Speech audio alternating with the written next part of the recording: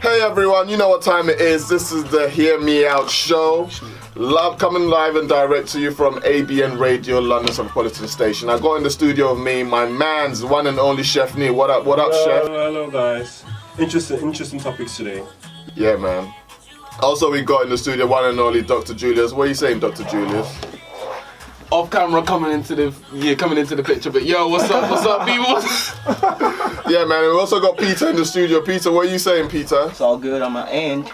That's It's all it. good on the end. For real, man. So yeah, today we're live and direct on the Hear Me Out show. Stay with us. We've got a lot to talk about. Interracial relationships. We've got some news trending in Africa, and then we'll also be talking about some other bits that are going on. So yeah, stay tuned, stay locked, and have a brilliant. Shout out, Davido. Because I do like Davido. I like his tunes, but your speech, bruv. I think he could have done better.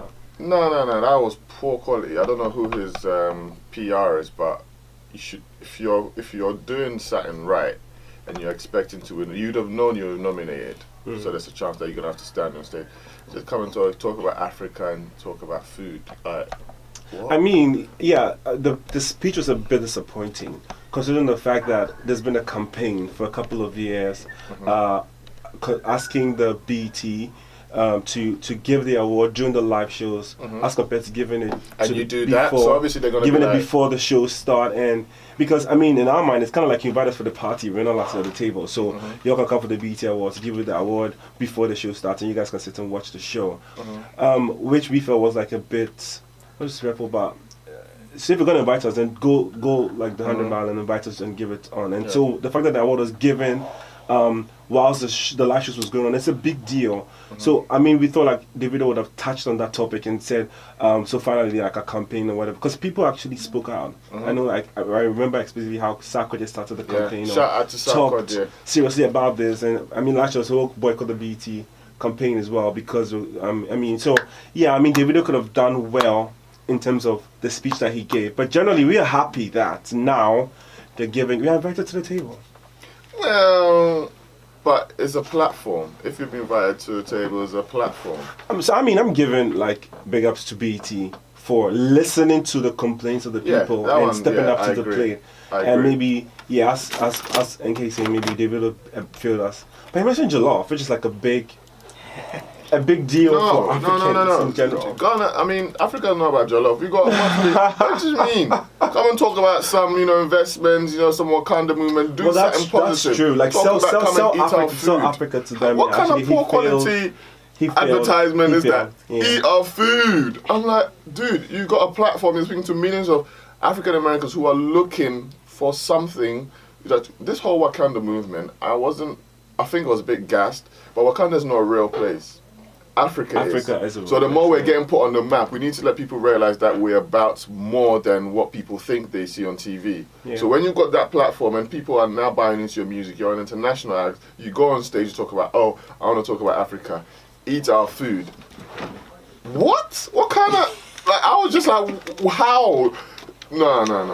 I mean, he mentioned, I forget the name, some artist that came to Nigeria, and he was like, he came to Nigeria. Amigos or whatever. The Amigos came to Nigeria. But he's only saying that because he wanted a verse from them. Like, I'm still waiting for that verse. You've got a platform to talk about Africa. You're talking about you want a verse from the Amigos. Quavo and those three, what are they called again? Quavo, Quavo, Offset, and Takeoff. Takeoff, that's it. He was asking for a verse on stage. I'm still waiting for that verse. Come, let's collaborate. Okay, so Davido, maybe. No. Sorry, I love him and all, but allow it. Like, do better. Should have known better. Anyway, so. And then our next trending topic was a fuel-laden tanker exploded on the Otedola Bridge in Nigeria. I mean, I saw the videos on Instagram and I was like, wow. But Ghana has also been through that experience before. It's an African thing. I mean... Now we can televise it, but this thing looks like it's been going on for ages. Yeah, and I mean, I was in Ghana at the time when the explosion happened. This wasn't recently? The Ghana explosion was last year, wasn't it? Oh no, the Niger one. The Nigerian one. The Nigerian was like this week. Yeah. But I'm saying I was in Ghana when the explosion happened and the pandemonium in the country at the time, it was serious. And so I kind of understand how the Nigerians feel. It's sad. I mean, if you see the videos and the fire that was burning, It's serious, and I mean, my condolences to anybody who lost a family No, member for real. in the fire. Like that's not a good way. That's not a good way to die. It's not at all. It's and not a good way it's to one die of those at all. ones where I feel for them, but at the same time, things like this annoy me because it's so unnecessary. It's absolutely unnecessary. It's like my version of saying a stupid death. Like, it could have been avoided. Totally could have been avoided. And you know what happens? You know, in Ghana we have this thing called bone shaker. For those of you who may not have had the privilege of riding a bone shaker, it's literally when a vehicle has been stretched to its maximum Limit. load limit. And you're in the car, you can see the streets like To the rolling point where past. to the, to the point where it's actually leaning and is rocking like it's about to totally break down. And we used to laugh about it and It's be a like, bone yes, shaker. child, it's a bone shaker because it's about to drop. It's about to drop, yeah. And using these kind of, and like, there was another video someone pointed, like, just before it happened, like, this is why these things like happen. And you got like a lorry, a tank lorry, and you know the load thing at the back is literally tilted to the side, like, is one turn and that thing will tilt on this, and it just, like, casually, like, it's a normal thing. It has to stop. Who does the, you know, the road checks, you know, who checks the cars, who checks the... JVL is supposed to do that, and I know if you go and research, you find out that it's actually illegal to fill your truck above the bucket. So when you have like cars on the road or like the piece of sand going above the bucket, it's actually an illegal thing. It shouldn't be higher than the height of the bucket. It's just But then silly. the thing is, they know the laws, but they don't implement it. And I know Yeah, in but- Ghana, what happens is they wait till like an incident happens, and then they implement it for a while. No, but the and then thing, it dies the down. thing is, I bet money this has happened before. It's just not being televised. Even in, you know, I don't know much about Nigeria. I'll talk about in Ghana. In Ghana, people ride around in motorcycles without helmets for days. People die. It's like roadkill for people. Just die and they sweep them up like some squirrels, rabbits. Yeah, Okay, like onto the roadkill. next. It's silly. Like, why is that allowed? And it just happens, and it's like, how many? Because it's not televised, people might think, oh, it doesn't happen. This is not the first time I've seen. I mean, it's think just this that happened. in the days of social media, everything is put online, so we get to see these things. Yes, yes, yes. You know what time it is. It's 10:30 now. You're now tuned into the Hear Me Out show, ABN Radio, London Metropolitan Station. Still got a lot to talk about today. But before we do that, we'll finish up with the news stories. And so, Chalini, what happened? So last week, this news report that came out saying that the Banjo-san had drowned in their home swimming pool. I thought that was extremely sad, especially since a couple of years back, I know there was this whole campaign in the US about like young kids dying in the pool. So then they had like this intervention where they're giving like swimming lessons to babies. And I mean, like, we are a developing country, you know, and we want to be like the West. So I feel like we need to learn from them. So if you're going to have swimming pools in our houses, which makes sense because of the weather in Africa, we need to put like precautionary measures in place. So I know, like, if you have a young child in the house with a swimming pool, you're supposed to put like barricades or get a pool that can be covered. We don't know exactly like the details of the drowning because no report has necessarily been brought out. The branch just put up a post and talking about the death and how sad he was. So we're waiting for reports to be brought out. I know David also mentioned him at the BETs and sent his condolences to him. So that was extremely sad. Yeah, for real. I Extremely mean, sad news. the thing about it as well is, as much as sad as it can be, again, goes that's my whole point. It could have been avoided, and that's my whole thing about certain things. That if you have done your possible best to ensure something does happen, and if it happens by accident or by chance, then you know, okay, cool, it was out of your control. Because I don't know who was telling me about the fact that there had been a post. Yeah, so apparently I saw on social media a trending picture or video of the branch working with the son by the pool, and there was a comment that had been highlighted saying that I think it was dangerous to work with a child by the pool and needs precautionary measures in place. And it's interesting how like that post was put there. I don't know if you read the post or the comments No, I of the didn't see post, and this happened. So I feel like the person who sent the comment was vindicated, especially because it was highlighted. And so I just think it's a lesson for most parents who have swimming pools in their house. And I know of a family too who lost a child like that. They had a pool in the house and then the child drowned in the pool. So I know firsthand how these things happen. So it's good to have a pool in the house, but you just need to be precaution, especially if you have young children. Yeah, have safety measures in there. So, you know, as much as, you know, we send our condolences to the family and loved ones of, you know, D'banj, because I like him, he's a great artist, but, you know, questions need to be asked. We don't know the full story. So, you know, if you do have a pool or you're thinking about having a pool, just make sure that you put the right measures in place or things in place, whether it's covering it, blocking it off, A barricade or something. You know, I know some families have like an alarm system. So once the door to the pool room is you open the door, like it sends a signal, especially if there's a child in the house. Stuff like that. So there's so many things that could have been put in place. I just think like when the situations happen, it's a learning process for everyone. So if you know you have a pool in your house and you have a child, put caution in place. That's it. Research on prevention measures that you can put in place and ensure the safety of your child or the life of a child is very important. It's way better than having a pool in your house. I think for me the only sad part of this whole thing was the fact that he wasn't even around. Yeah, apparently he was in LA pursuing business. So I mean, but shout out to. Anyway, that's a bit of a sad one, but yeah. Anyways, our next trending topic was actually yesterday. The former vice president of Ghana collapsed at the Air Force Gym, and was pronounced dead after he was rushed to the hospital. Hey.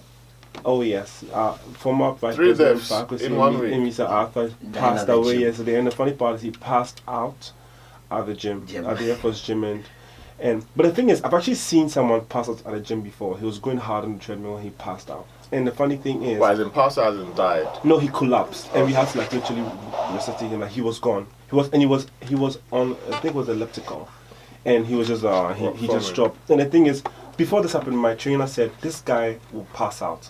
Because he came from home and went straight to the elliptical and was going hard. And if you work out, you know that your heart needs to be activated. You cannot just walk into the gym and start lifting weights. You weaken your heart. That's a shock. So you shock your heart. So what you need to do is you need to get your heart pumping. And it's always good to lift weights after you start sweating. Because your heart is very active when it's pumping. But most guys just go to the gym and I don't know whether they feel like aerobics is sissy or I don't know what it is, but they don't do that. And as much as you want to stay healthy, it's a good way to stay healthy. Otherwise, you defeat the purpose. You know, so, and the thing is, in Ghana, you know, most guys just go hard and you don't really take cardio seriously. But cardio is, your heart is the most important, like organ in the body. And so, which pumps blood to every other organ, so. Well, the crazy thing about that is, I was talking about, on my way here, my dad told me that there was this prophet in Ghana who said in 10 months he was going to die. In 10 months, one of the ex-vice presidents of Ghana will die. And then they asked, how many ex-vice presidents are there? And apparently this is the only one. This was the only one that was alive. Oh yeah, and so he said, Kufuor has also passed away. Yeah. So he said he's going to die. And the only way to solve it is to go to church or to pray. And apparently he took it as a joke. And like, the guy's dead. And I don't. Oh, is he dead or has he passed out? He's dead. Now. He's dead. So he passed out. They pronounced him dead, and he rushed him to hospital. He passed out at the gym. Was rushed to the hospital, and they pronounced him dead. Wow. He died. He died. So there's some energy or there's something there because he literally said in 10 months. No, but the thing, Kofi, like this is not the first time we've had like prophets come out and say someone's gonna die. So for me, it's like, another one of the prophecies. Shout out to all the prophets in town. You know, I want no trouble. All the views shared right now. No, the thing is, we are not calling them out. We don't have. I don't want no visitations. Prophet, I'm not even. We do not have issues with prophets. I'm just saying it's a trend. But like, this is what I'm saying though. The Bible also said there are false prophets. So like, how do you know who is a real and who is a false? Because this is what I'm saying. Yeah, there are powers. Honestly, I'm a Christian, right? I fully do believe in God, right? And God does give power to prophets. But there are other powers out there. Then the conversation went left. Wow. That's all I'm saying. It's like, very. I feel like it's very hard to know. The thing is, for me as a Christian, being a Christian, the Bible asks us not to speak evil against prophets. It's very difficult for me to say anything evil about prophets. Oh no, I'm not saying anyone's evil. I'm just saying that there are some. But with that said, I'm allowed to express my opinion. And what I would say about the situation is, we've had a couple of prophets come in and give prophecies about people who are going to die. And I mean, when I say end, is it just because I feel like God reveals to redeem sometimes. Sometimes it's just for you to prepare for what's the inevitable. So if you come and say he's going to die, he should pray. That's good. And he took it for granted and he's dead, that's his choice.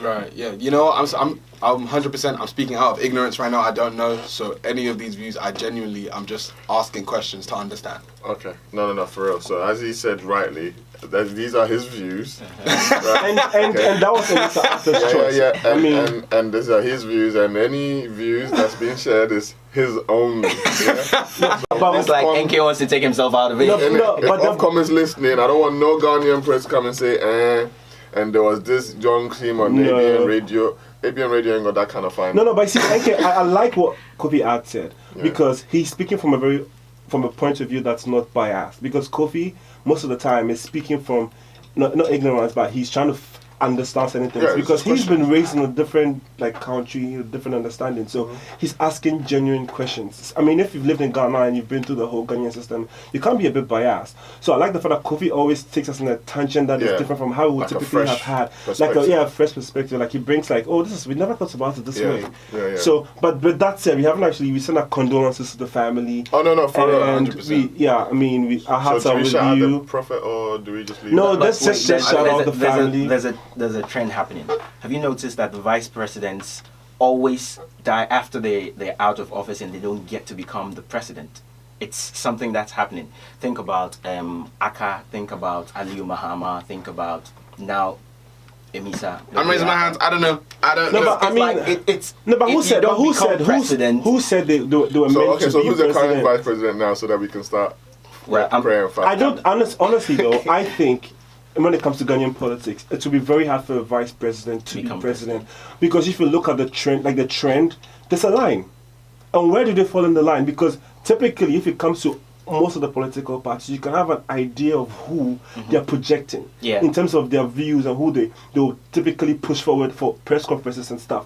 It's never a vice president is like an add-on. So they'll bring in like a Muslim vice president to capture that population. It'll be somebody from the north to capture. So it's like the vice president is always an add-on to the campaign, and it's never really a strategy for them to be president at the point. But has it ever been, even over here, for vice presidents or? It's never happened. Like for most political parties, it's just an add-on. It's just to bridge the gap. So, but the reason why it's different is because at least Mahama was vice president at a point and then became president because the president died. You understand? So that's why they brought out let me just ask this. Okay, so even if you look at, say, some Western countries, if you look at the US, can you name a president of the United States that started off as a vice president? No. Can't think of any. Only ones that have been are the people who, who was JFK's vice president when he was assassinated, became president. It's when the president dies. In the UK, you have the prime minister, okay? And I don't know who's the second to the prime minister. Is there there's not a vice prime minister or anything like that? But isn't the prime minister like a second to the queen? I'm asking a very genuine question. I don't know. So I think the prime minister and the queen are very separate entities. But the queen still holds sovereignty over. The queen still holds sovereignty over the country. But this is exactly what I'm saying. It's not a weird thing that vices don't become presidents, because throughout history, in the largest empires, if you want to count the US right now as an empire, they haven't. So I don't think that it's as big of an issue, because they are still very, very powerful human beings, male or female, that can really affect change. Well, you know what? That's true. On that note, that question that you asked actually made me think that most young people don't actually get how the political system in this nation is set up. They don't actually know. Well, in the UK? Yeah, in the UK. Let alone Ghana. I mean, you're here, so I expect that we need to know, how the cabinet works, how the ministers are chosen, the different parties. That could be one of our shows. Yeah. So I think we should I feel like with that stuff, it's not put in education systems widely, but it's available. So I know people who are into politics who know explicitly how everything works, because they learn about it and they choose to learn about it. Yeah, but what I'm saying is it should be something that everyone should know. Yeah, it should be awareness, so that, because at the end of the day, if someone's working for me, because that's what these guys are doing, I need to kind of understand what it is that you do and why. What's required of them, so you can hold them accountable. Because most people don't watch news or understand what's actually going on. So, you almost find out right at the end, oh, so that's what they've been talking about. Most people have no genuine interest in it, because they don't actually understand it, and it's been done in such a way that only if you don't have a serious interest in it, you almost just think, I don't know what they're doing, but let them carry on anyway. But what they actually do affects us greatly. So it's good that we should know, like, Wagwan, what are you getting up to? So maybe we should. There are a lot of these things that everyone should know that we don't, about taxes and about finance stuff that we're not taught.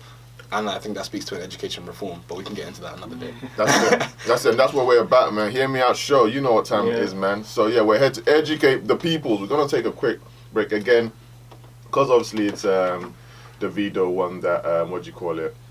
We declared today Davido's day. Yeah, he's so got playing one of all your music, Davido. One of his first joints when he first came, and nobody know what he was talking about. It's a big banger. I'm wondering what song this is. No, this is a big bang. When he came out, everyone was like, "What is he talking about?" So yeah, shout out to Davido, man. Make sure you get that and add it to him. I'm saying shout out to you, Davido. Yeah, got love for you all day long. Yeah, okay. So our next joining topic is the Electoral Commission of Ghana and the 2 deputies have been released of their duties by the president in connection with a committee report. And this has been coming, but I think the interesting thing is, so basically, like, the 2 deputies who have been relieved of duties with her were the 2 people who made accusations. Yeah. And so the 2 accusers and the accused have all been relieved of their duties. And the interesting thing is, there are about 5 reasons given for her removal. A summary of the reasons why a summary of it. Basically, the first of which is a breach of the procurement rules by engaging the services of lawyers and not going through the proper process. Unilaterally abrogating a duly procured contract with an entity, STL. Breaching the laws of procurement in awarding a contract to a consultancy without going through the entity tender committee, awarding 4 contracts at the highest rate of about $14 million in excess without reference to the entity tender committee again, and using donor money in her own way without reference to the tender committee again. So this is all related to the procurement procedure. Right. So, okay, let me get this straight. For those of us who may not know, so electoral roll. So the Electoral Commissioner of Ghana is appointed by the president, but cannot be sacked by the president, right? Until maybe it's time for retirement, so she resigns. And so, I mean, with issues that the MPP have had with her, we kind of suspected that they would find a way to get rid of her. And I mean, then we had these 2 deputies come out with allegations against her, and the committee was set up to investigate the allegations. And the interesting thing for us is that she wasn't just fired, but both of them were also like let go.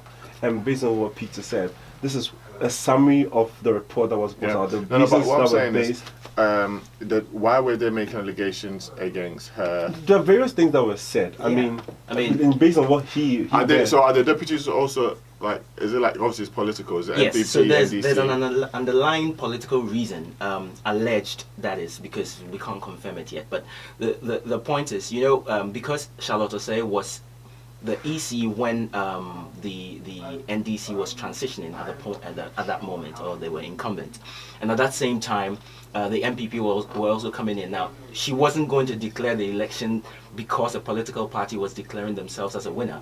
So it seemed as if there was a connivance somewhere, or something going on, an alleged connivance going on. So it was obvious that once the MPP came into power, she was going to go out. But the question still remains that, are these reasons valid enough? Because she has a core job and she has, other fiduciary duties.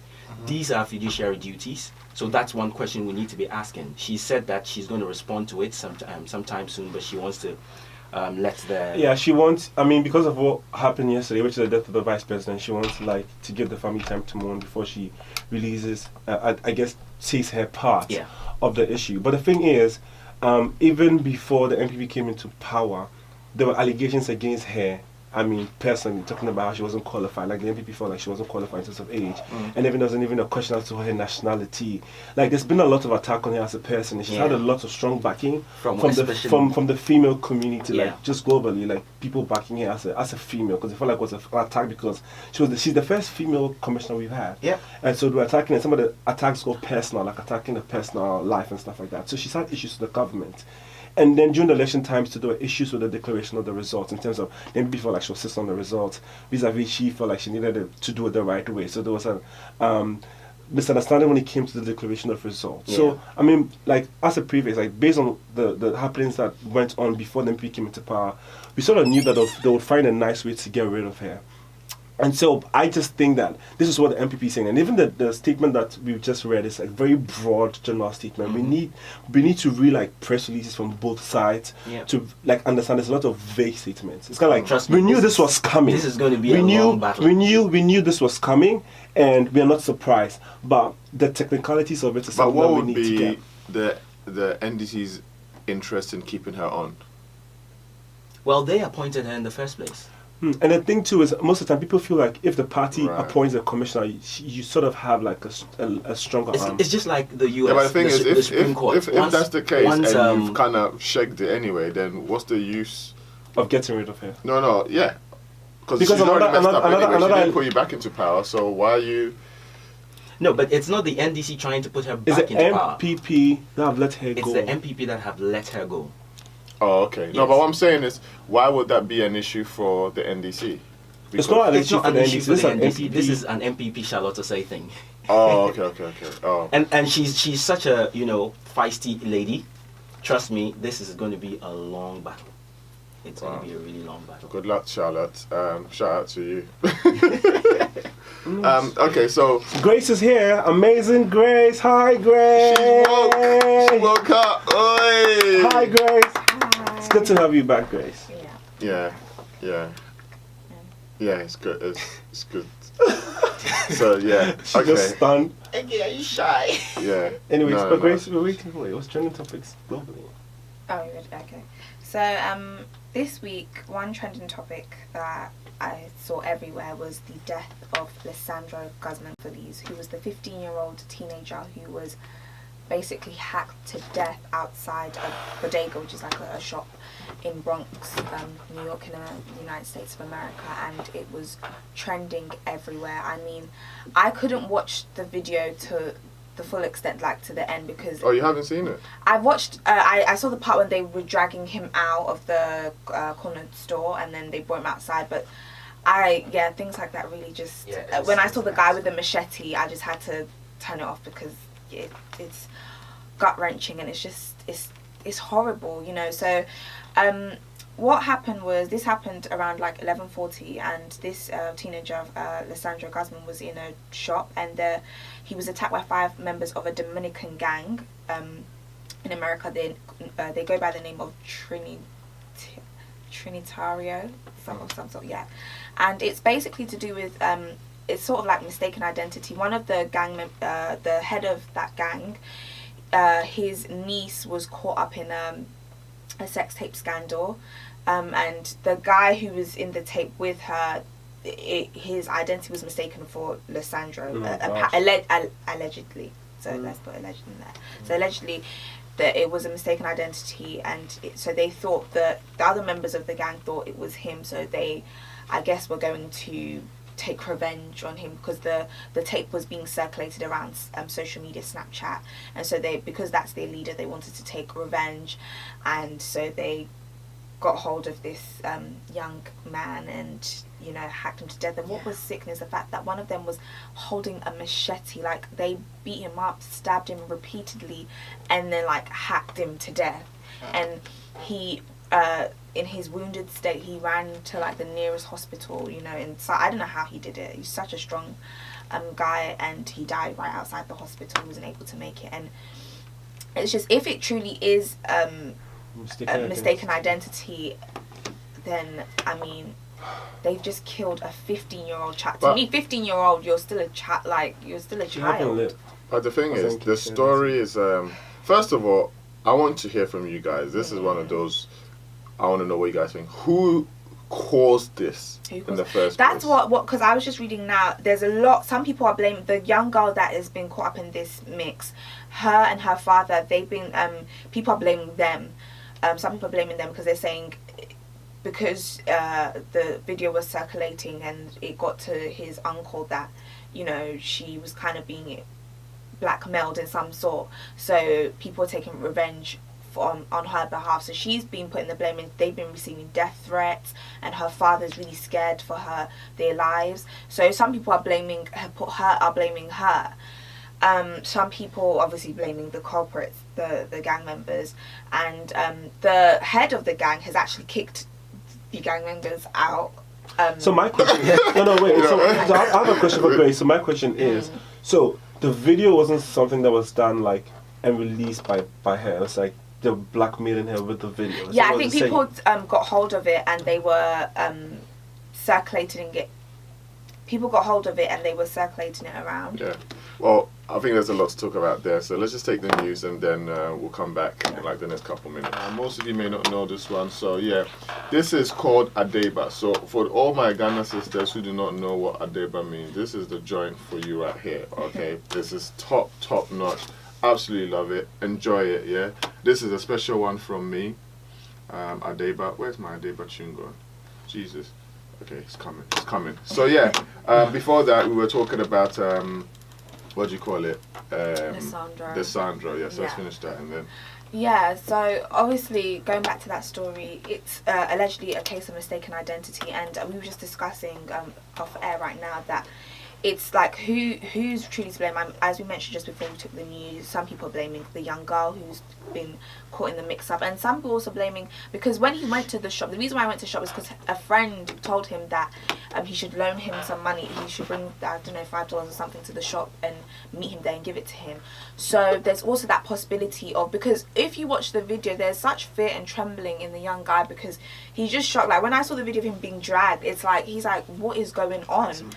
And it's just the way that this young man was killed is just disgusting. And I can't imagine as a mother like how his mum, I don't know if she's seen the video, I'm sure she probably has seen the video, and it's horrible, and I can't imagine his last moments running to the nearest hospital in such a state of he's basically walking dead. Like, no, but the thing is, the shop owner though was wrong for just handing him over to I think that's true, but then I think also it's that fear, because in that moment nobody knows how, I mean, I don't know how I'd react in that moment when, you know, I don't know, no, I'm not saying when it was about to happen. Just say it's happened, you're in the shop, call the police, do something, because it happened right in front of you. Yeah. The guy goes back in the shop and says, help me. Yeah. And the guy turns him away and said, get out of my shop. Honestly, from the video I watched, there was a really quick reaction, because the guys just dragged him out, stabbed him multiple times, and ran off. Like, whilst 2 of them were running off, about 3 of them were still stabbing. And when they were done with what they thought they came to do, they ran off. So there was no way the police. How many minutes? How long? How long was the video? The video was as short as one minute or so. Yikes! Very short. It was very. No, but the thing is, when you see him going back to the shop, there must be some sort, because the thing that really killed him, I mean, not to be graphic or anything, but it's the neck one. Slashed in his neck with a machete. Yeah, and that is the main thing, because everything else, you know, we can hold it for a while.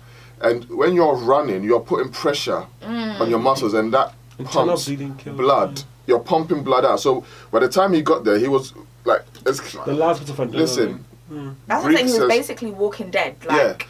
Yeah. The thing that keeps us going is our blood. That's right. And if you don't have any blood, you don't have any life. That's why when people are mashing voodoo and stuff like that, they always require blood. It's actually a very powerful thing. That's what keeps. So imagine you've lost all that blood and you get to the hospital. You can't. Oh, mate. And the fact that people were videoing as well. That's why I'm saying people. I was like, rather than video, call the frigging police. That's the sad thing. That's how much social media has consumed people. That the first thing people think of when they see an accident same thing is take out my Extension video or whatever the guy's name is. Video it. Extension, yeah. Man's out there and they just video. Yeah. Like, put your phone down, check his pulse, call the police, do that something. That video was sad because people were like by the car and they were recording. Like, yo, like call the police. Like nobody was like actually attending to him. That's how people are so consumed with social media that nobody thinks. It's the same thing when the soldier in Ghana was stoned to death. People were videoing it, and so I'm like, people, it's so sad, and it's just sad how this young guy has has lost his life. You know, like I think as the shopkeeper, if the guy went back into the store, He did. yeah, he should have maybe called. But I think in that moment he's scared. Like, Like are they still what happened coming? to like first aid? Like just try and contain the situation. Yeah, I think the shop owner should have done something when he came back into the store. But I think also he's thinking, No, but the thing is, wait. you see it happening. Yeah. Call the police. They're outside you. They're stabbing the boy out. That's your first. Oh, blah blah blah. That whole thing about I don't want to snitch just in case they say we'll call the police and then, bruv. If it's a shopkeeper, you will know. Most young people will know Bossman in all the shops they go to. Bossman, Yeah. allow me get some chewing gum. You will know your local kids. So even if he was a bad kid, you will know. But what if he didn't want to involve himself in any gang-related Wow. fights? This is That's exactly when what the I'm saying. humanitarian Yeah, that's what I'm aspect comes saying. in. It's very in difficult. that very nice. moment. Yeah, but the moment they use his CCTV. No, but it's very difficult But to that's see. different. Like they came and took. Yeah, but he didn't report anything. No, but so they're he hold using your nothing. CCTV. So You know- I could argue No, but without your CCTV, we could have got away scot free. So I'm still gonna come and burn your shop. Guys. It is very difficult to say what people should have done in such a high octane situation like that. Not one of us knows what we would have done. So instead of us judging and instead of us saying, yo, you should have done this, you should have done that, look at what did happen and look at what lessons we can take out of that as people. Okay, and give to our okay. listeners. Let's just talk about science now. Right, okay. You're the shop owner. A little kid walks in. 4 men try to drag him out. What do you do? Did you not listen to a single word I said? Did you not listen to a single word I said? No. Or is it just... No. is it what- I'm just saying. If it was you, what would you have done? I would have called 911. You know what? I would have. You'd have called 911. And No, I think No, it's easier. regardless. Okay, but thinking about it again, if That's I was what I'm married and I had saying. kids and then Yeah. come and attack my Can family. I say? That's a very dicey Can I say, situation. yeah, it's I don't know what I would have No, done. wait, can I actually. say, it's very easy to say, oh, I would have I called could have done it 911, this way, but that's what I'm that's saying, in that moment, yeah, the shopkeeper's probably thinking, right, okay, the guys still come back into my shop, but I don't know if these people are still out. It's in that moment, you're not thinking right, because it's such a, adrenaline If it happened, is high, if it happened you're in not 1 minute, thinking I don't think straight. I would have had enough time Yeah, to think. it's like your thoughts. I was- I'm sure the shopkeeper, like, if you asked him before that situation happened, he would have been like, oh yeah, of course I would call the police. But in that moment, it's like you can't even think. It's like your mind isn't. I mean, because for me, if you push me thinking into a straight, corner, so- I go blank. Like, and it's such a shocking event because I'm just sure go the back. shopkeeper, the guy that died, unfortunately, he didn't have an idea what was happening. The shopkeeper. So in that moment, your mind is just gone. There's a So lot. that's what I'm saying. Like Kofi's saying, it's it's, So instead of us being judgmental, instead of us saying what we would have done, Yeah. like we know, instead of us saying anything else, I think the lesson that we need to take out of this is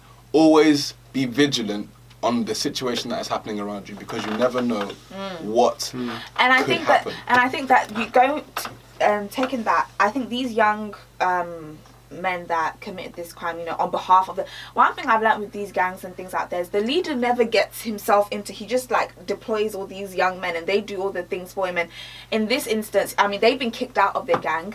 Their life has gone down the drain because they're going to jail now. And one of them said he's very scared for life in jail. Like he's really scared. I'm like, wow. So when you was being, you know, a gangster and being hard and carrying a machete and hacking a young boy down, you weren't scared about The that. thing is, because- but you're but- fearful for your life in it's prison. because he was in the group. Like, when Yeah, you're acting they out have in the that. group, they have like the backing of the group. But then Yeah. when you've been Group sacked from the dynamics. family, like, because a gang is a family for most of these Yeah, guys. absolutely. And we understand like the absence of like parents and blah blah blah blah, but they feel like the gang is the family. So Right. I'm fighting on behalf of my family, and then the family that you're fighting on behalf of kicks you out, and you have like a life, whatever it is in prison.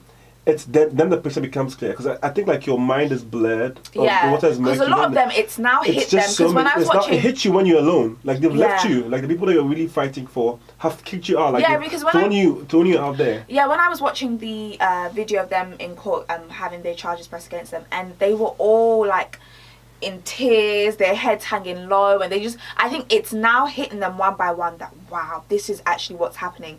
And I think this goes to a message to all young men out there, young ladies, because you know there's ladies in gangs as well, that all of this fast life, gang lifestyle, you know, I understand, like you're saying, a lot of them go into these things because of absence of parents and just peer So pressure many and so reasons, many, yeah. there's so many So many factors to things. it.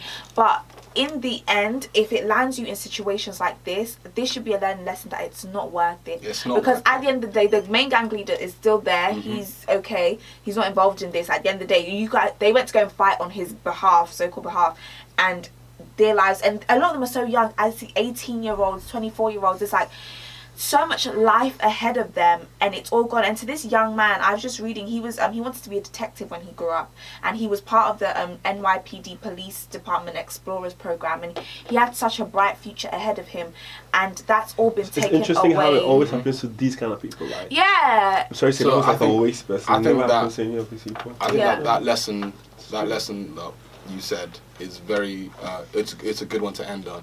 It's not worth it. Not worth it Ultimately, at all. if you're seeking a family, there are schemes out there, there are programs out there that can help you, that That's can right. put you as a part of a community, joining sports teams, or friends can be family. But gangs and all It's this not gang the way culture. forward. And I mean, I always say, don't make your situation like your life story.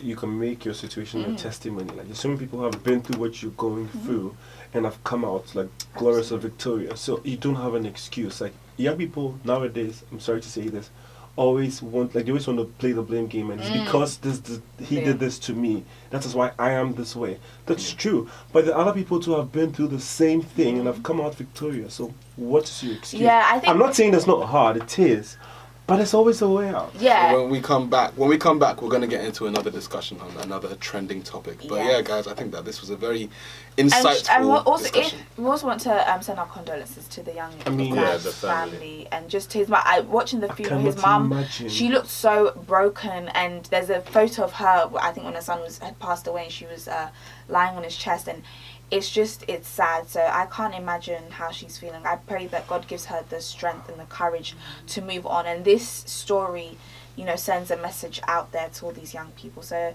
from the Hear Me Out show, we wish his family all the best, and we Rest hope that in- they rest in keep strong. peace. Yeah, Wow. rest in peace, in perfect peace, and Yeah. Okay.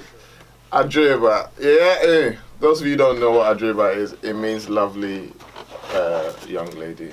Shout out to Medical. Yeah. Shout out to Medical. Good Yeah. tune, So good tune. big Good tune tune. indeed. Big tune indeed. Sun's out, so all the Adrebas are out and that. Yeah.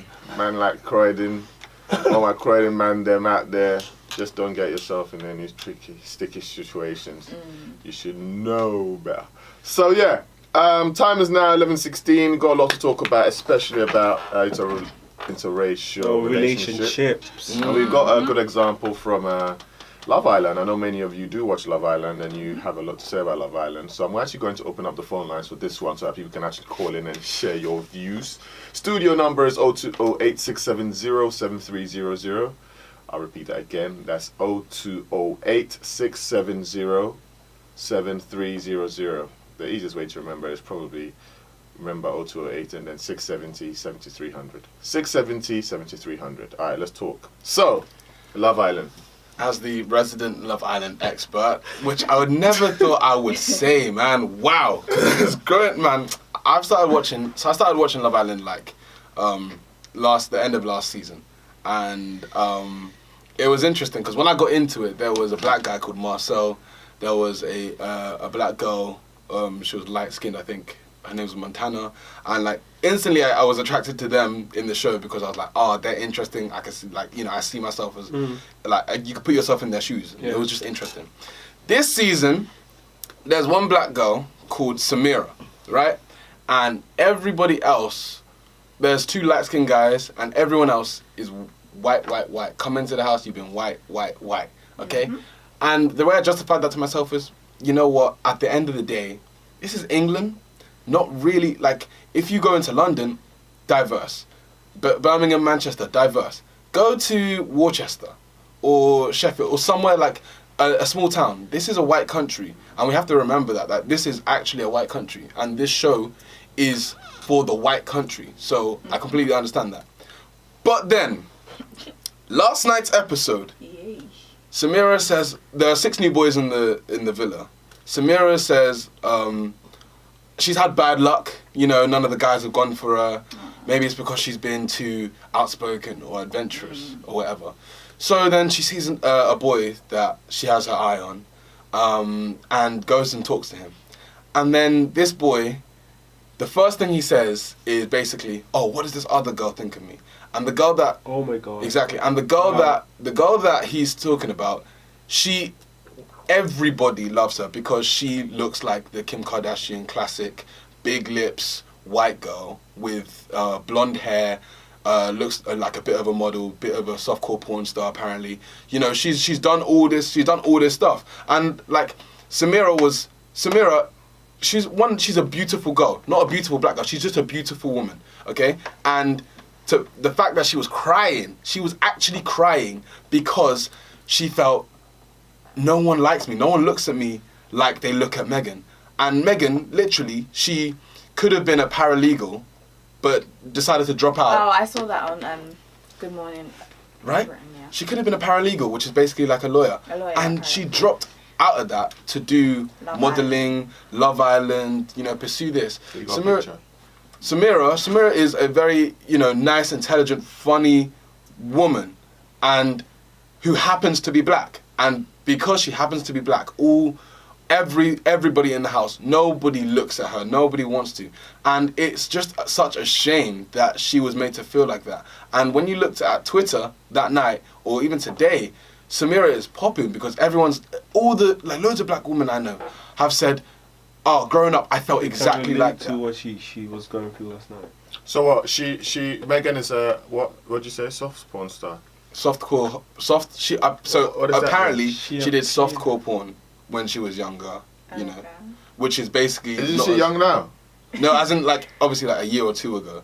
You know, she's been in like music videos. She's done softcore porn. I mean, like younger, like maybe like 10 years ago. Isn't it? No, like 10 years ago. Come on, but like she's like now, right? yeah, she's young. So maybe like a year or two ago or something. But like it's the very fact that a beautiful black woman who actually is serious about her life cannot see that this is not the way forward. Yeah, you don't have to feel so Whose certain. fault is this? That's No, what wait, can I say? Okay. Yeah, I want to hear your view, Grace, as a black woman. Because I think that it is sad that a beautiful young black lady is not is feeling this way. But then again, it's because of her surroundings at that time and moment, being in that Love Island, the island or in the house, where they are, because of what is surrounding her, and obviously all the guys going for all the other girls, and so it's what's been projected to her. So obviously in that, and I think I've never watched Love Island, but coming from reality shows such as Big Brother and stuff, when you're in an enclosed area and I don't know if they're like cut off from the rest of the world. There's an agenda that they're trying to portray. Oh, yeah. Don't think that this only happens on Love Island. This is the experience that lots of black women have had growing up in this country. No, I think it's definitely a lot of black women have had this experience, absolutely. But I think it's more. I would assume that the reason why she's feeling it so much more would be because in that place, like in the Love Island, I don't know what it is, if people go to find love or whatever, I don't know what specifically is, but because all the guys are choosing all the other girls and she's predominantly surrounded by white Caucasian ladies, so she feels it's more in her face, so it really affects her more, because I do know that this is something that happens across not just the United Kingdom but in other places where there's more white people, and obviously in the United Kingdom it is a white country there, but it's not, if for example living in places such as South and things like that, there's more of black people there, so not that we don't feel it as much, yes we do, but because you've got your own people around you, so it's not... I don't even think that's true, honestly, like, because the black girls who I've spoken to about this have all said the same thing. I went to a school in South London, right? I knew South London girls, and the South London girls I knew, there were a mix of races, so from every continent, from Asia, from America, from Africa, from Europe, obviously. And whenever you talked to the guys, it wasn't even a question. Like, the guys would always look at the white girls, and I've never been into white girls. I don't know why, but like, but it's just a weird thing how it's in this. This is the one time, yeah, I'm actually going to say this live on radio. Oh my gosh. Big ups to Dr. Julius for that Oh one my gosh! I didn't expect that to happen. You know, Mate, do you hear what you just said? I did, but why is that? That is, you know, we have succeeded. you know, Forget everything that goes on in Ghana. The fact that a young black man can sit here and say that on radio is a powerful statement. Okay. Powerful. The reason why I'm saying that is because, for me, it comes from a different angle. Because I was watching Michelle Oprah did, and I think it was titled Lighter Than. And we've always had the perception that, mixed race kids feel superior to us as compared to, black people. In Ghana. Just generally globally, because it was an Oprah Winfrey show, and they had a discussion, and at the end of the discussion, I was mind blown because even amongst a mixed race, it's lighter than, like, once I'm lighter than you, I assume I'm superior to you. I feel like you're way better than I am. So it cuts across all the color schemes. Not just a black white thing. Like even in the middle, there's confusion. But exactly, and I think that race is such an issue in this country, particularly because it's pushed forward by adverts, TV. Absolutely. Literally all media, all we see, all the, like, we were watching the adverts, my sister and I, we were watching the adverts yesterday, and we were looking specifically, okay, are any of these relevant to black people? We looked, Head and Shoulders. Oh yeah, okay, you got white people. Am I meant to buy Head and Shoulders because I want to have white hair? Nah, I've got nice natural afro hair. My sister has a nice natural afro, and there's none of that on TV. No one's ever seen that before, and obviously the country's come a long way. In the fact that now, like, stuff's being more accepted, it just has a long way to go. I mean, is it their fault? Like, why can't black people come up with products that are for black people and advertise it? I mean, these are because white first of all, it wouldn't be put in mainstream. For example, in this country, if a black person was to do an advert, shampoo, something like that, it would never be put on mainstream television, like how you see Dove and Head and Shoulders. They wouldn't put it there. Why? My question is why? Because we live in a predominantly white country. Exactly. We have to remember that this actually is a white country. This is not our country. This is not our home. That's right. This is not my country. Like last week, NK was saying, like the sneaker companies and the clothing companies have realized that the black people are their main clientele because we buy shoes and clothes all the time. The white people just buy one shoe and he's good. So it's like we need to let them understand that if you don't push your products, we won't buy yours. It's like we've allowed them to do this to us. That's how I see it. I think fair enough, but that's what I'm saying. That's how I see it. I think we've allowed them that to do is this. very interesting. Because I think, fair enough, I understand that to a certain degree, but I feel like, once again, we are in a white country. The United Kingdom belongs to white Caucasian English. You're in another person's country, is that the thing? Yeah, but that's what I'm saying. So it's absolutely possible, and I think that it should be something that is pushed. But it's tough because it's the same way if when you come to Ghana or Kenya or South Africa, a lot of the times things you find on TV, Ghanaian adverts on TV and stuff like that, it's true. More pertaining to the black people. Yes. Whereas in Ghana, nowadays in Ghana, when you're flying, I don't know if you've ever, when you're flying to Ghana, when you look in the plane, half of the plane is filled with foreigners that are not Ghanaian or black. But so, and when they're there, I'm sure, I don't think they feel uncomfortable necessarily, but yeah, they know that they're in another man's country. Everything that's here is more to the black person. So it's a thing of what, one thing that I've noticed recently is a lot of young people who are from ethnic minorities are now wanting to go back to their countries, and because they think they'll be accepted there and they feel at home. So I think because they feel accepted, but then I feel like we always you can't. Why is that a bad thing? Yeah, Why I don't think that's a bad thing because I feel like you can't come to somebody's country the same way that we wouldn't want somebody when Ghana was when we were under the British colony and all of that, we fought to get our independence because that is our country. Ghana belongs to the black man. The same way you come to the United Kingdom, you go to Holland, you go to wherever, it belongs to the white man. And as tough as that sounds. Okay, so what do you suggest we do? Because we're going to get into interracial relationships in a couple minutes. Right. What do you think we do? I think that what we have to do is find that middle ground. Find balance. That balance. Because yes, okay, we are in a white country which. But how can we make it work? But for I think we need to find how we can make it work for us and how we can coexist. The fact because when you come to Ghana, there are a lot of foreigners, like I said, a lot of people from different races and everything, and we're all, Ghana is a very hospitable country. We love visitors and tourists and things like that, and we make it work inside. Obviously we've got a long way to go, but we kind of find that balance and make it work. So it's the same thing here. Yes, maybe I'm black or somebody's Asian or whatever, but I'm in this country. Guys, we need to I think okay then, if we're going to do that, I think we need to start with educating our kids from an early age that this isn't our country. We are living here. This is not your country. When you go to school, you're going to be surrounded by white girls with different hairstyles that are going to try to push it on you. They may say it's beautiful, but black is beautiful. It's absolutely just as beautiful as white. Yeah, that's what needs to happen, because that's what I'm saying. So I think a lot of parents need to start doing that, putting that into their kids, because a lot of times parents don't do that. So when their kids go to school, because one thing I always say is I feel like school brings up kids more than the parents do, because you spend most of your time. You spend most of your time there. You spend most time with the teachers. So to me, I always say that school is what brings up your child, not necessarily all the time the parents. So I think that's very important, that you need to tell, because a lot of times these kids, they go to school, their parents haven't taught them that, oh, your black is beautiful and this is how you are, and so and so, and everything you just said. And so when they go and they see that, oh, this is this sort of standard of beauty that's been set, they're like, oh my days, I need to go and change, and this is how I should be looking. So I think it's very important that parents educate their children, especially their young girls. Tell them that you're beautiful, your hair, that's how it is. I'm going to be controversial here. Okay. This is what I'll say. This conversation, everything you said, I do agree with to some extent, and I'll explain. If I chose to come here, like I decided to come to the UK for greener pastures, I agree with you.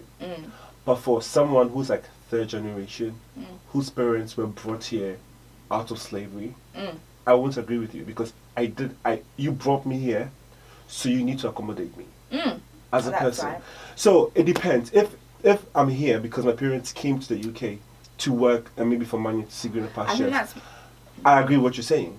But if I'm here and I'm like third or fourth generation and I was brought here by you guys in the slavery system, I feel like I didn't ask to be here. You guys brought me here, so you need to accommodate. But most black, I'll say for black people, most black people in the United Kingdom who are maybe third generation and stuff like that, that's from the Windrush generation. They were brought here. But that's with that wasn't necessarily slavery, but there was a advertisement that you could come to UK and get better life. So in that sense, and I watched a documentary on that, and in that sense, I do feel like people like that, you brought them here. This is all they've known is I'm British England. I don't know anywhere else. But still, with that, their great grandparents or their grandparents and stuff like that should issue be a generational thing where you're into, because those people that came here, a lot of them had the intention to go back. I'm just coming to work, get money. I was watching a documentary, and one man was like, "Yeah, I was just coming to work for 5 years, and then I'll go back with after my mum and be happy." Still here. Okay, so first off, I've been quiet for a minute, but this thing starts from a root point. Who defines beauty for our young black men? Social media. Right there. It's the media. Okay, so that means it's our fault. Excuse me, explain that. Explain that. No. Because if you look at someone says something to me and I was like, okay, black women, for as long as I know, feel that we are not good enough for our own black men. There's so many, and I have nothing against black guys going out with white girls, don't get me wrong. But it's become so accepted that, so for example, my mum is black. Yeah, she brought me up. I've lived with her, I've cooked, like she's trained me up and everything. And I come out of that and say, you know what, Mum, I do not want anyone or anything that looks like you. I want something else. What message am I saying? My thing is, it shouldn't be the parents, the mums especially, because most guys will be more naturally attracted to their mums, right? Kofi, as you're growing up, similar to them. As you're growing up, be mindful that you need to almost look after your kind, go towards your kind, and look for someone more your kind. Black people are the number one race that don't do that at all. Do you know what I've realized? Asians do it unapologetically. You're not bringing nobody home if they're not your own kind. Arabs do it unapologetically. Certain man if you go to Dubai and try and get a sheikh, it won't happen. Everybody Arab money. No, for real. Wait. They do that unapologetically, but when it comes to the black person, it's like, oh, free reign. Divided amongst ourselves. Exactly. I think what the real issue is, because from that, okay, within those countries, they do it unapologetically.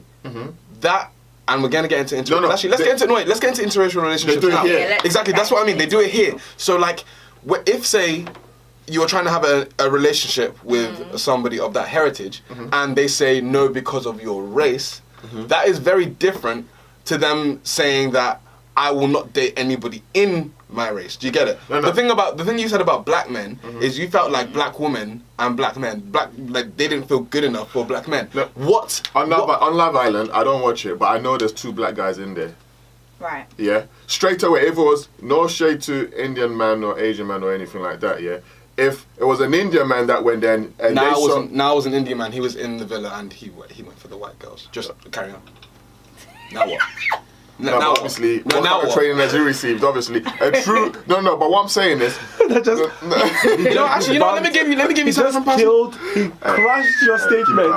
He just crashed your statement. No. But what I'm saying is, you know, like when you go somewhere, yeah, like my thing is we don't identify even with our own to the point where when I hear that females think that black guys want us to be more like.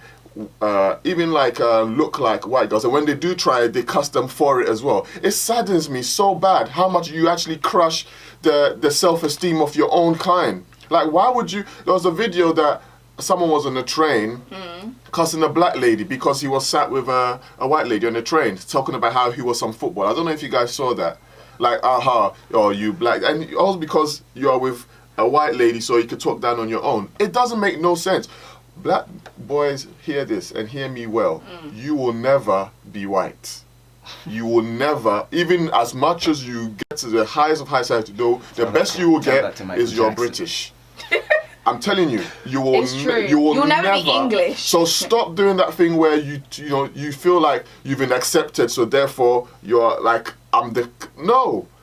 Is there a problem with dating a white person? I'm just saying. No, I don't think that's a problem with it. But the thing is, there you go. What we were trying to say, the real problem here is that for many black men, black women aren't an option.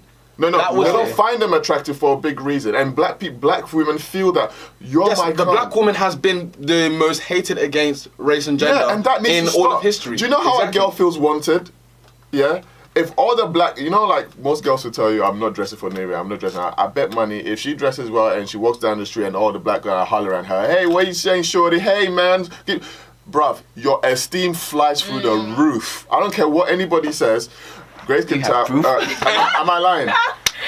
Am I lying? No, I think You can be. No offense to big girls or whatever. The hair reaction has been caught on camera. It was so. She's like. No.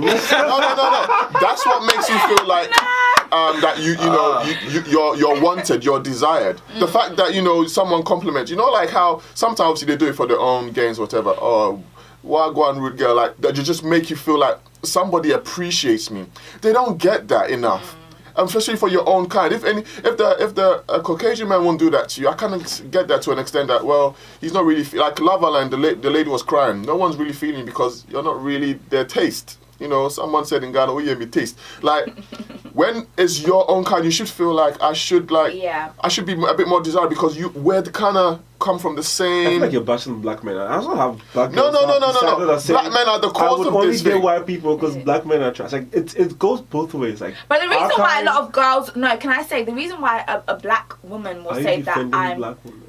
Yes. Because you're a woman, so you're defending me. Yeah, I'm defending black women. No, yes. but I'm Grace, say your point. The reason why a black woman be like, oh, I'm going to be with a white man is a lot of the time because of how. It's because of no. It's because of the way she's been treated. No, it's because of the way. No, it's because of the way she's been treated. Maybe in her past, how she's been treated by black man. Because on Backchat, Noonie made a comment and everybody flipped out and had a outrage, but it's true. She said, I think she said something along the lines, she'll date a white man because white men treat black women better or treat her better. Yep. And everybody was like, oh my gosh, how can you say that? I was like, she's maybe in her experience she's not lying. Maybe from her prior experiences with black men, they've not made her feel wanted or feel. I agree with you. This is why I say it starts with us. Yeah. We need to educate our young black boys to respect young black ladies and black women in general.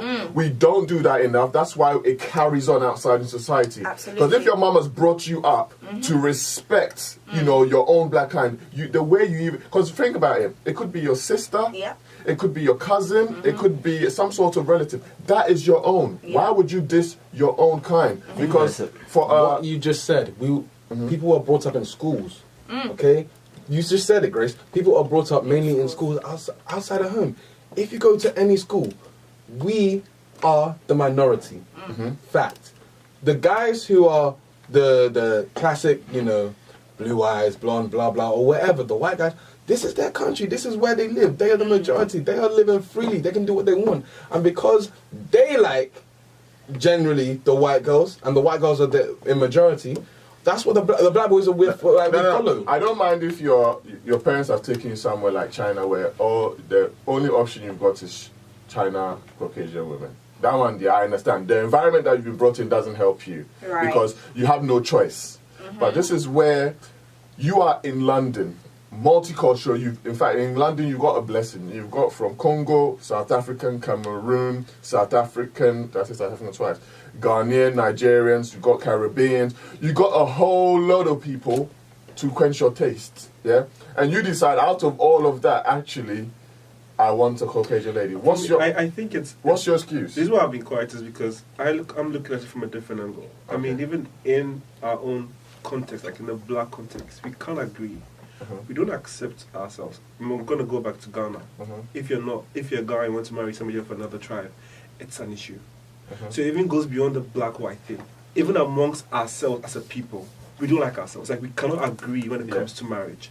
And I mean, people can call me pro-black, but the reason I think this has come about is because take me back to slavery, and I'll say this. It's like, this is how I see it. They pick people from different areas, with different understandings, different mindsets, different ways of doing things. Put us in one country and says, live together.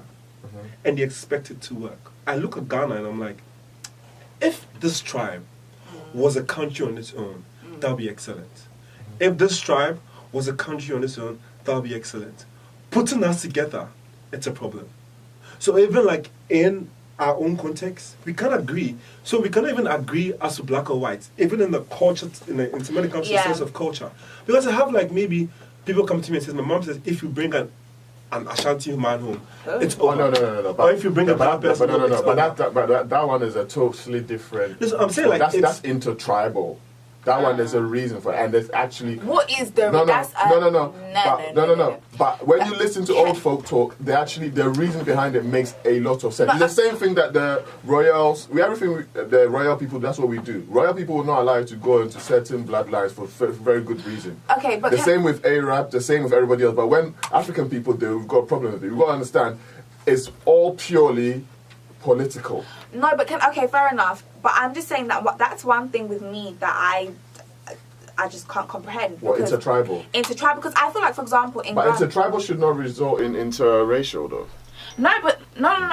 That's what he's saying. That the fact that we can't get together. No, but just what you're saying, that like how there's old folks, there's a reason, or that. Yeah. No, because I feel like regardless, if for example I can only speak for Ghana because I'm Ghanaian.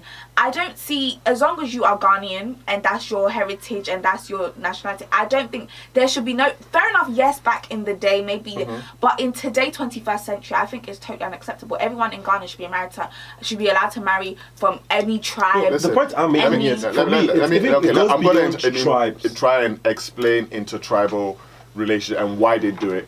Okay, so remember, there's always history. Right. Yeah. Now, the history could be something as simple as these group of people were known to have, a deficiency in something. So every time that you go with them, after a while, your leg will drop off. I'm just giving an example. There's a good reason why they would be like, if as my daughter, I'd rather you not go into that because I don't want you bringing up children who may potentially lose a leg or some like think of it like a sickle cell type situation where you know that if you go with this bloodline, there's a potential that something will happen to you. Every single tribe has their own one. So, and the idea with a relationship or marriage in this case is you're marrying the whole tribe. People always assume that when you go for someone, you're just picking out that one person from that, family, and that's all I want, and that's it. No. Meghan Markle or whatever that, she is true family now. There's no way she can't enter now because she is in fully. She has been accepted in fully. Not, I can only go to, what's the guy's name? Prince Harry's place and that's it. Full access. So if somebody in that family doesn't like her, that person can't even chat no more because you're in and you're in. And to avoid those things, it could be like, so the tribal things, they might do things differently. and you might not be able to firm it. So you go into a home, your man will accommodate you and make you do something, but you go to his hometown, they tell you to go and fetch water, otherwise it's disrespectful. You didn't know that. Your man didn't tell you that, and now you're like, I don't like these people anymore. Well, it's too late. So you have to understand the reasoning behind it. And we need to get into adverts right now. And when we get back from our adverts, we're going to continue this discussion. Yeah, I want to talk to me about some more Caucasian relationships, because I like what my brother just said about how, you know, for a black man that absolutely adores and loves and respects young black ladies, I wish I could see more people like this in Croydon. So yeah. Hello. Time is now 11:46. Obviously, the conversation is getting a bit hot in here. But before we carry on, obviously, Nee, you had something to say. So yeah, go on. Brandy. I don't know what I was saying, but I feel like this is how I see it. So when I see a black person or a black man with a white girl, I feel like, oh, that's good. In my mind, it's like, you've done really well. You've done well, like you've tried. I mean, that's a lot, because there's certain things, I'm sorry to say, that I know some white people are listening to us, but there's certain things that a white woman would just not get. Like, I don't know how to explain it to you, but a black girl just gets it. You know, certain things that I can't. It's like, so if I see you with a white person, I respect you for that. Yeah. And I have certain friends I feel like if you're with a white person, it's like it's a step up. Like you're going, it's like an achievement. It's like a white girl chose me, blah, blah, blah. But I always say this. A white girl is not going to go with a black girl who doesn't have prospects, who doesn't have a future, doesn't have cash. You don't go with no broke ass black person. Like, you should bring something to the table. But black girls, if she would ride or die, like, we'll rob the bank together. Like, it's in or out. Yeah. That's what I think. The thing is, and this we have to be very clear, I have absolutely nothing against anybody, because it's your choice at the end of the day. In the same way that people will be like, oh, me, I'm vegan. It's a choice, but you make those choices for certain reasons, and then you're standing on a certain fence. Now, what happens is, if your ideology, because I mean, I'm African, I know so many people, so many uncles and aunts that had white partners, and back in the day, you used to do it for special reasons, which I can't talk about on radio. But you know, well, you're saying it, your views. That's my point. Yeah, that's my. But and when it came to going back, oh, now I want to go back home. It was always a split. You know, it's not my home. I liked you because we were here, and then that's it. Listen, there's nothing wrong with that. Love is a conqueror of all. Love. The true meaning of love, in my view, is sacrifice. If you're prepared to sacrifice my whole background and everything for one woman, then you know, like, I rate you. Okay, cool. Well done. But if that is not the case, I don't like, people are always trying to be like, oh, we should be more accepting. You know, that's fine. But the world is not always accepting. If that was the case, why do Arabs do it? Why do Asians do it? There's a very good reason of, it's family. You're going to bring up kids, and you're going to bring them up cultured. A white person can, as much as you can think like you're black or hang around with black people, you can never really understand. And who better to tell your kids this than you yourself? I can go to a place and I can come back and I'll tell my wife, look, I went to this event and this is what happened, and she gets it straight away. A white woman can go to the same event as me and she wouldn't even feel how I feel, because it's not the same for you. Like it's and if you're trying to build something with someone and they can't feel you, like, what are you talking about? Love has its limitations, because as much as you can try and make it work, I don't think that's true. What you just said, love has its limitations. I don't think that's true, because if love has limitations, it's not love for me. My point is,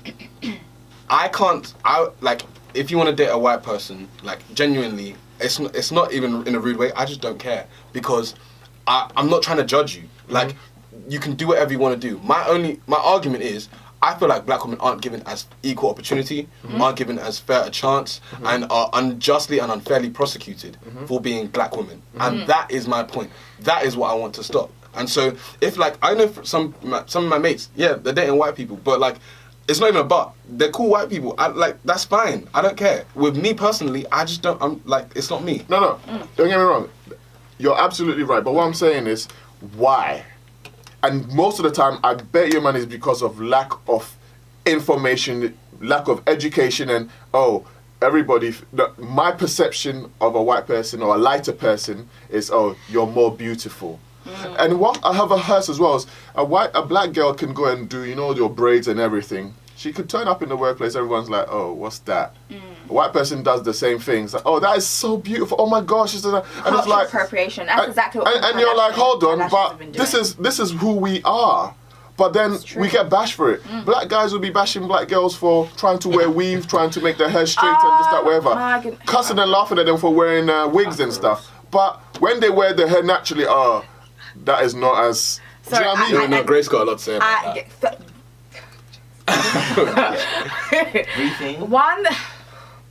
One thing that really irks me a lot, and I hear, especially this week, I heard it quite a lot, was a lot of black guys are like, oh, all black girls always look the same with the weave and the this and the that. And I told myself, I was like, black girls are the most exciting women that you could ever come across. Because first of all, you can wake up with a woman and she has her natural afro. You wake up and she's got the straight long hair. You wake up and she's got the braids and she's got the cameras. That is so exciting. Every day you're basically like, you have no reason to go out there and be messing around because every day it's like you're with a new girl. Like, it's fun. Not every day with a straight hair. Like, that's. And when he said that, I was like, we're the most exciting people you could ever come across. And when guys make that comment of, they've got the weave and why it's got, I think that's wrong, because the reason why a lot of black girls feel the need to have the weave is because that's the perception that's put out there, that it's the straight hair and that's what we accept. Yes, and nowadays, and I'm so grateful for this generation, there's a lot of young black females embracing their natural hair and their fro, and it's beautiful,